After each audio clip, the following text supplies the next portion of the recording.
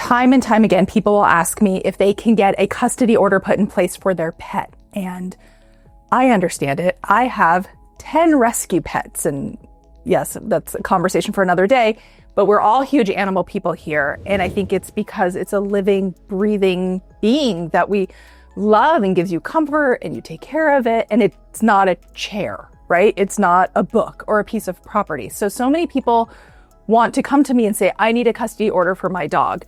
I'm very attached to my dog or cat or reptile. My spouse is also. How do we put in place a custody order? And I understand that. Unfortunately, it's not the law. In family court or civil court, pets are treated like property and they have to be awarded to one person or the other. And it's very difficult and it's very hard to go through this process with people. The courts unfortunately treat pets like objects, like property, not like children, not like alive beings that they are. And it's something that we struggle with here. It's something that people are trying to change through the legislature. It just has not changed yet. So in the meantime, we have to work out who the pet will be awarded to. And once we do that, sometimes we're able to work out side agreements with the other party of the pet will travel back and forth with the children, or the other person will get the pet when the primary care provider has to travel or work long hours, etc. So we really try to work things out. It's something we take very, very seriously here at the firm. So the courts won't enforce a pet custody schedule is because they see the pets as property.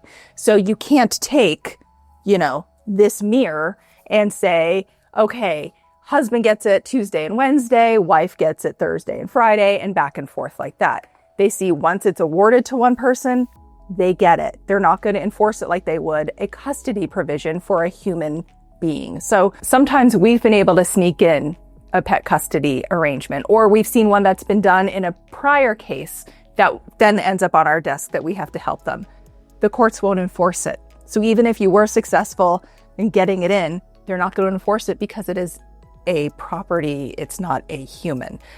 So to get around that, once the dog or cat or bird or whatever has been awarded to one party, we have been able to reach side agreements with people that they will go with one party if one person is traveling. They will stay with the other party if the other person works too long. We'll work out other guidelines in a private way that even though the court wouldn't enforce it, both parties really have a good, genuine interest in having it enforced together. So oftentimes people want to follow their own orders, if you will, because it benefits both of them. They both realize they're both attached to the pet. They're going to only see them if they both agree and comply. And so people reach agreements all the time outside of their court orders. For instance, in custody agreements, if somebody says, oh, well, this Tuesday doesn't work, can we switch? We do that all the time, right? Life changes. Everything is different week to week. So the same applies to property. So let's say you were awarded the dog, but now the other person has an interest in the dog as well. Sometimes we'll say, fine, we'll split vet bills so long as we both care for the dog, or the dog will go with the child back and forth between the homes. So the dog stays with the child. There's so many different ways we've been able to work out dog custody, if you will, without having either party to go without. See, it's like a kid. It's like a parent. Be with the dog. So these pet arrangements work, and they work very, very well as long as both people are on board with it. So you can't have one person who enforces it only when it benefits them, or only when they're traveling so they don't have to pay for a dog daycare, or only uses it so long as the other person pays for half the vet care, but that wasn't part of the agreement originally. So it really, truly can and does work very well, very often, as long as both people do it together. Another great solution we've seen is where people put their children first, and they determine that these children are very attached to the pet, and then the pet is able to keep the same schedule as the child between the two homes. So then the pet, in essence, travels with the child back and forth between the two parents' homes. That way, the child is never without the pet. It's something that provides the child or children with some stability during this big transition in their life. And it really helps determine where the pet will be. It takes some of the guessworking out of it. and it really helps transition everyone forward.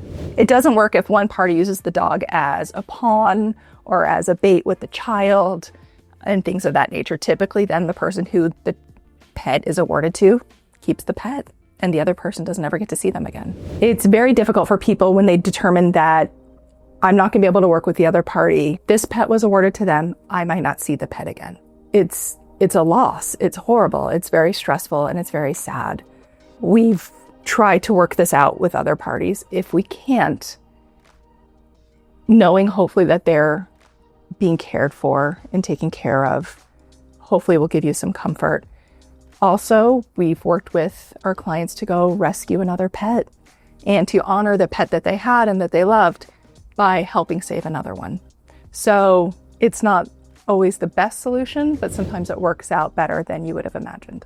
In the event we determine you're not going to be able to work with the other party, the best thing to do is to determine who's going to keep the pet. And then the other person should be able to say goodbye and think that it might be better from the pet's perspective that they're not jumping between two homes and then they just have one solid home, even if it's not the home you wanted to provide to them. We know it's difficult. We know this is very hard. We all love animals here. We're huge pet people. And unfortunately, it's one of the harder things that people have to go through when facing a divorce. We hope this video helped clear some things up. If you have any suggestions or misconceptions that you'd like to discuss, feel free to leave them in the comments below. There's also a link below with some other free resources for you. And as always, if you don't know what to watch next, feel free to use one of these.